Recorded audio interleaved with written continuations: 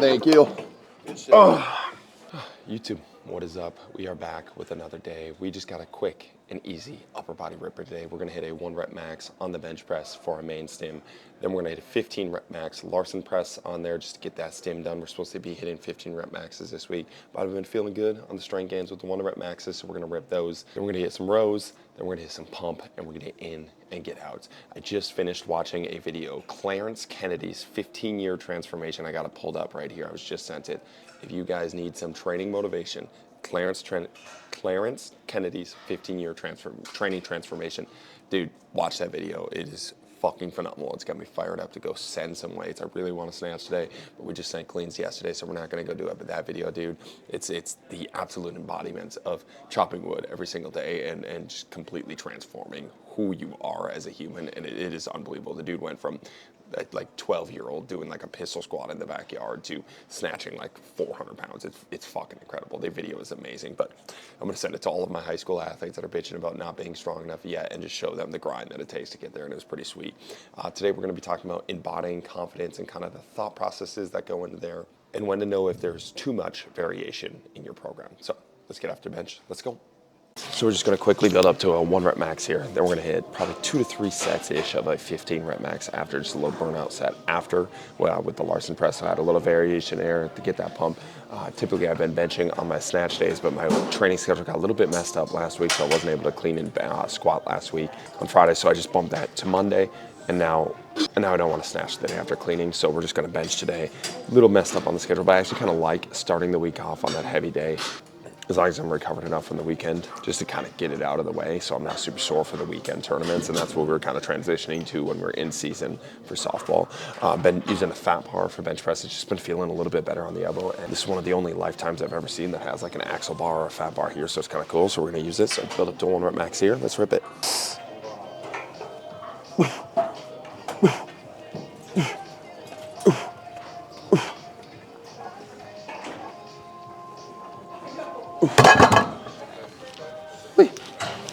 All right, warm up set number 2. I kind of get that question a lot, is like, how do you warm up to a 1 rep max when you're working on those things? And honestly, just with years of experience, I just kind of know, kind of just turns into like a little bit of a feeling out process as I'm adding weight, right? So slap on a plate, see how it feels, just keep ripping reps, get a little bit of a pump there, slap on a quarter, keep ripping plates till it feels a little bit juicy there. And basically, it's as simple as just continually adding on weight until it gets heavy enough until you can't add on weight. The biggest thing you got to learn there is just your jumps, right? So for your upper body jumps, it's going to be much smaller than your lower body jumps. With your lower body jumps, you can usually make like 25 pounds as you're getting heavier, whereas when it turns to the upper body, it's probably going to be like 5-pound jumps, 10-pound jumps, a little bit smaller, more ingrained jumps there. Especially for the strength stimulus and when we're not really super focused on the volume piece, there's not a ton of thought process that goes into the actual loading scheme on any of the warm-up sets. When we get to the working sets, that's where I really want to hit 3 to 5 heavy working sets. So 3 to 5 things that are a little bit of a grinder reps as we're adding up weight. And that's the same as if it's a 3 rep max or a 5 rep max or a 1 rep max, right? So if it's 1 rep max, that's 3 to 5 reps that I'm trying to get total. If it's a 3 rep max, it's 9 to 15 reps that I'm trying to get. If it's 5 reps, it's 15 to 25 reps total that I'm trying to get working set wise. But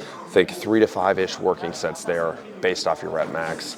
And I consider a working rep anything that feels like a 7 out of 10-ish RPE and above. And our goal is to start that first working set at like a 7, second working set at like a 8, third working set at a 9. And from that third working set, that's where you really got to dictate, can you push a 10 or 11 or a 12? Obviously, a 12 out of a 10 RPE isn't a realistic thing, but if it's a PR that day and it's a day that you're sending it, then you're working in that fourth and fifth working sets rather than just cutting it at that third working set. If that 9 out of 10, what's supposed to be a 9 out of 10 RPE that day feels really, really heavy. So not rocket science there, but something you get a question a lot with a lot of high schoolers. So let's rip it. Let's go.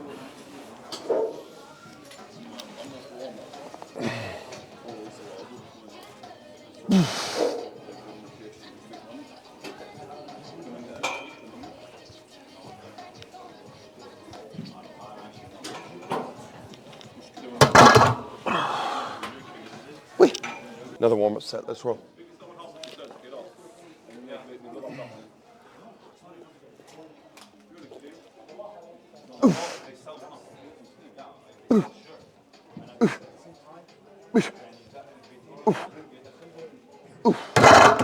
Again, the nice thing about leaving your warm-up sets kind of open like this is that it allows you to auto-regulate a little bit based off how you're feeling that day, right? So on a day where like I was hitting that 225 and it felt pretty gassy, pretty juicy, and I'm like, okay, I could probably hit a PR today or something close to it, or get after something that's a heavy 1 rep max or a heavy 3 rep max, whatever that rep max is that day. When the warm-ups are feeling juicy, I'm gonna take big jumps, I'm gonna get to my working sets much quicker, and I'm gonna get after those working sets and try to squeeze out a strength PR, right?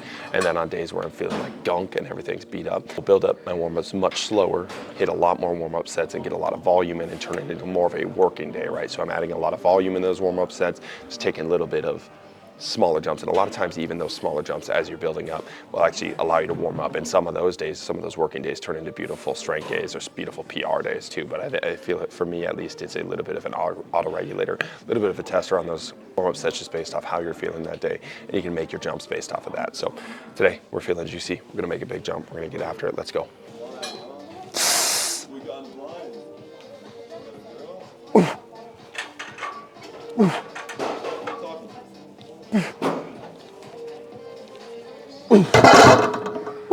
All right, in between every set here, we've been hitting 10 arm circles, so we're just grabbing a plate and in a big arm circle there, just to open up that shoulders, keep them nice and mobile. I like adding in, when I'm out, especially when I'm doing a lot of compressive work with that upper body, just adding in some sort of mobility thing. The shoulders, upper back, T-spine. I feel like I leave my sessions feeling a little better, and I feel like it's a great way to just kind of add it into your bench press. You're sitting there anyways, like might as well get some shoulder mobility work done. I think it's a beautiful way to keep the shoulders healthy. We're gonna hit this for a 2-repper, and then we'll start hitting sinkies after. Let's go.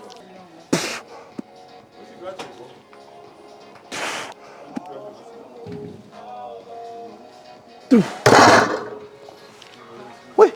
All right, let's get after it. Let's go.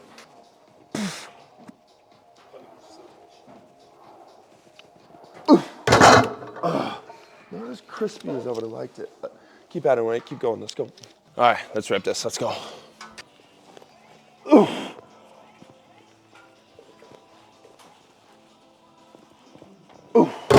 Oh man, we are sloppy today. Probably one more set there and keep ripping. By the way, I'm gonna just help you lift it up because I don't even think I can get that. That's perfect. I'll go. I'll just say 3, 2, 1, and then if you can just lift it up and over, I'll come with you. Okay. And then I'll tell you if I need it taken. But hopefully it's clean. I won't brutally miss it. That'll be good.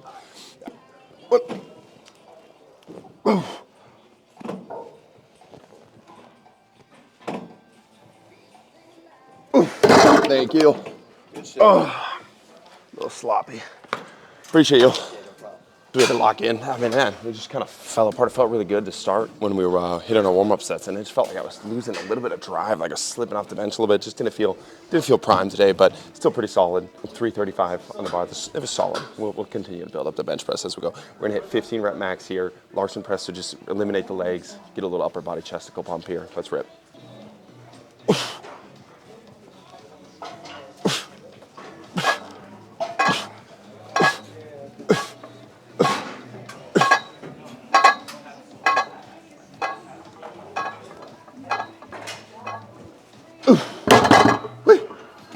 Set number 2 here with these Larson press. In between these, we're hitting dumbbell rows.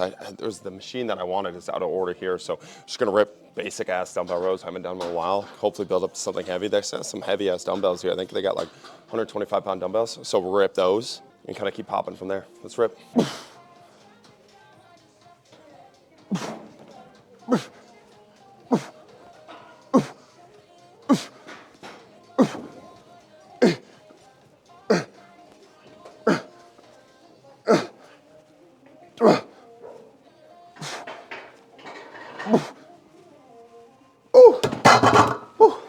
Little popper. One more set there. Keep ripping the rows. Let's go.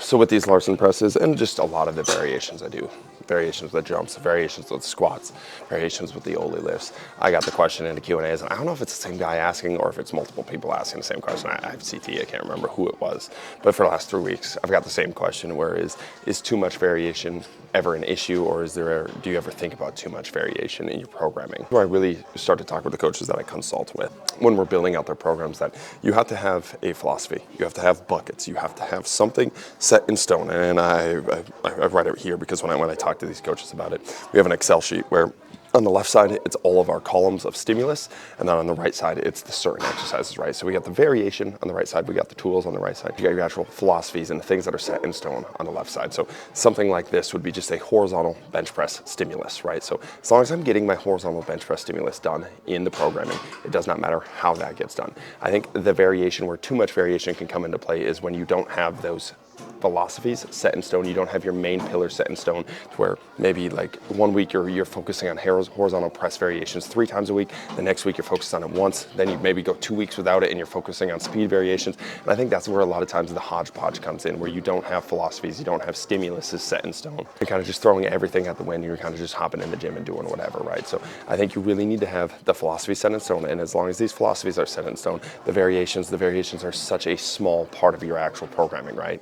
You have 2 athletes do 2 different horizontal bench press variations with the same exact set schemes, with the same exact intensity, with the same exact philosophies in place, and they're going to get the same exact results whether I do an incline bench press or a regular bench press, right? They're going to get the same exact results. That's focusing on the 1% of the 1% of things. And once these philosophies are in place, I really do believe the high variety allows you to become a better athlete and just limits the wear and tear that you have on your body. I think a lot of the overuse injuries in the gym especially come from just doing the same things over and over and over again, and where your only stimulus that you can change, the only thing that can push forward, is more weight in the bar, rather than just changing up the variation of that exercise. And you have so many different ways to approach that. So I think it helps with that wear and tear piece. I think it keeps the gym much more interesting. Personally, I really do believe it makes me strong, whether it is because the wear and tear is less, so I show up to the gym more, whether it's because it's more exciting, so I show up to the gym more with more intensity. Those are great pillars, but I also believe it does build up some of the lacking muscles that you have when you're working on this variation, in the same way that Westside kind of approached it with all of their variations in their main lifts, where you can bench, squat, deadlift with any bar in any circumstance and feel strong and feel good about it. And that's really what I want all my athletes doing. I don't want them to have to feel overstressed about the bar or the situation that they're in. I just want them to be able to perform. And I think the more that you prove to yourself that you're able to perform under all of these variations, under all of these variables, the better. Progress-wise, with the variability, you might have slower progress. But I think that's kind of a confused thought process, because the only reason you're seeing quicker progress when you have less variability is because you're getting just better at that certain aspect. You're just getting better at the bench press. You're just getting better at the squat. You're just getting better at the deadlift specifically. It's not necessarily strength going up. What I really want to see is all of these lifts going up without really playing with them all that often. I want to see my bench press going up when I'm hitting an incline bench press, when I'm hitting a decline bench press, when I'm hitting a floor press, right? And I think that's really what's telling me that my actual strength levels are going up. And again, that's not to say if you have a goal of snatching a lot of weight or cleaning a lot of weight or benching a lot of weight, that there isn't a time and place to actually focus and drill into doing the same thing over and over again to get the skill of the actual lift done. So if you're a powerlifter, like, there's definitely a skill set in that. And if that's your goal, if you just need to perform a 225 bench press, just hit a really heavy squat for your school's testing day, maybe you actually do need to drill into this specific squat in and of itself so you get that good at that actual thing. But for most of my athletes, the goal is to get better on the field. The goal is to feel stronger in life. The goal is to feel better and move better and perform better and jump higher and sprint faster. And I think the variability approach actually grows that much quicker and allows you to squeeze much more out of that athlete, rather than just squeezing that one certain specific aspect of that athlete. Or if I have 12 different variations of lift, I can progress all 12 of those lifts and continue to give them new stimulus in the weight room. So we're continually making progress in the weight room, rather than spending all 12 weeks on a certain lift and maxing that lift out, and we really don't have a lot of variability, new stimulus to grow there. So just kind of some of my thought processes on there ever a room for too much variability. Yes, in certain specific variations where the barbell is your actual test, but in most situations, no. And I believe you get a lot more out of having that variety in your program, especially if you enjoy that variety. I don't think you should stress yourself out feeling like there's too much of it in your programming, right? Have your philosophies in place, have your pillars in place, and then you can plug and play with your tools on the right side, right? So we're gonna hit this 225 just for a fun little challenge with this Larson press. We're gonna see how many reps we can get. We're gonna hit 15 total reps. If we have to cluster it, we'll cluster it and rip from there, but I just wanna see what the 225 looks like, because that 185 felt good, and I only want one more set here, so let's go.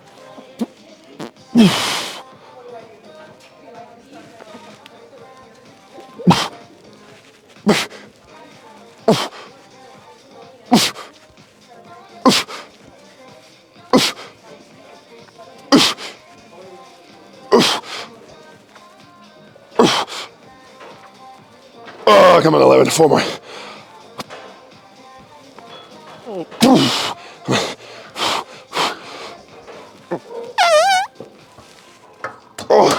Oh, actually almost died there. Oh, 11 is pretty good. Take a little break, shake that off. We got 4 more. I almost actually died there. That was cramping. Oh, titty popper.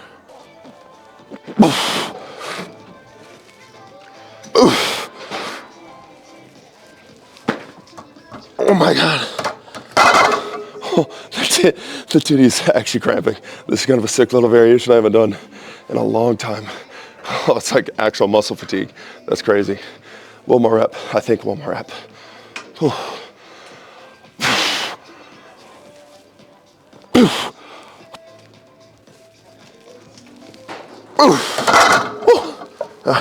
Hit one more set of rows, then we're gonna finish up with arms and get out of here. Let's go. Finish these last set of rows up. Got a 125 here. Haven't rowed a 125 before just because I haven't had access to 125 pound down and bound. So it's kind of fun, kind of cool. Whenever you had a cool gym with cool equipment, I want to consider this a cool gym, but if you ever got access to cool equipment, I always recommend using it and going off program. So we got 8 of them. Let's roll.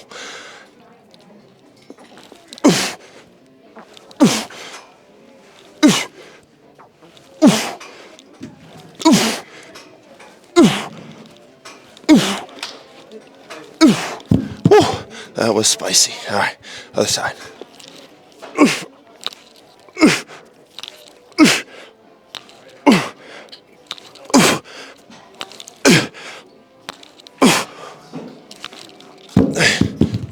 All right, let's get to some arms and get out of here. All right, we just finished up with a round. So 3 sets of 15 on the chest flies, 3 sets of 8 on the curls, 3 sets of 20 on the tricep pushdowns. Not gonna record the chest flies just because it's a little condensed area over there, but record the arm farm here. Last set here, ripping. Let's go.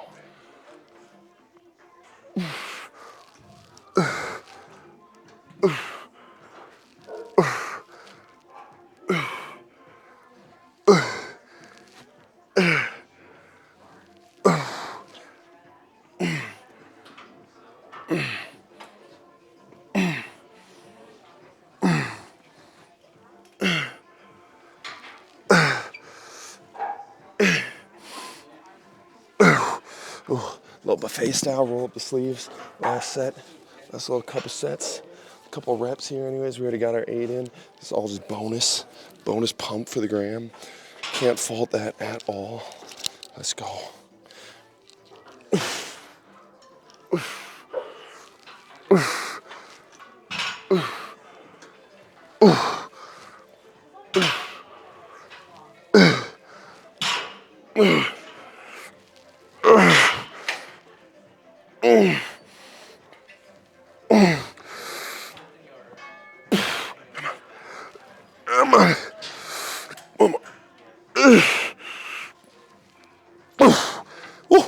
Let's go. Finish up with some triceps, get out of here. Finish up with a set on these tricep pushdowns, then get out of here. Let's go.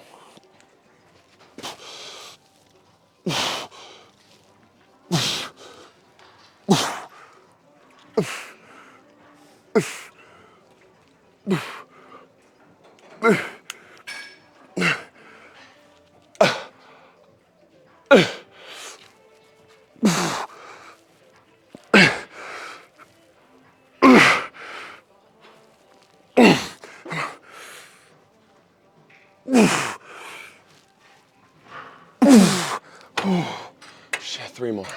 Holy shit.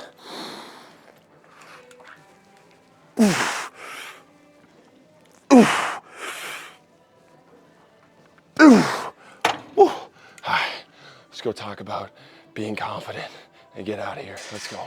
All right, YouTube, that was a juicy day. The arms are pumped, the chesticles are firing, and we are ready to go hit the sauna. I just want to finish up with this question that I thought was pretty good that I got from First World Primate in my Q&As, where he said, why can't I embody the confidence I'm gaining from the gym even though I'm becoming bigger and more fit? And honestly, this is something that you kind of see a lot in the gym world.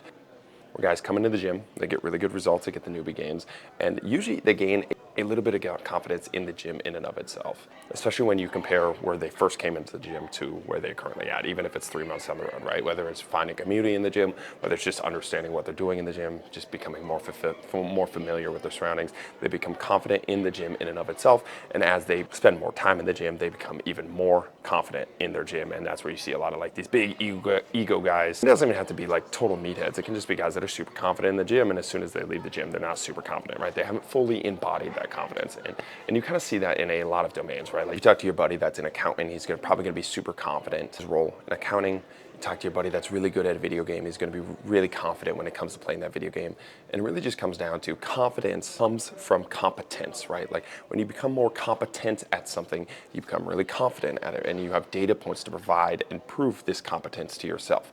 I'm bench pressing more than I was bench pressing before. I must be getting better. I must know what I'm doing, right? I'm making the company more money or making myself more money. I must know what I'm doing.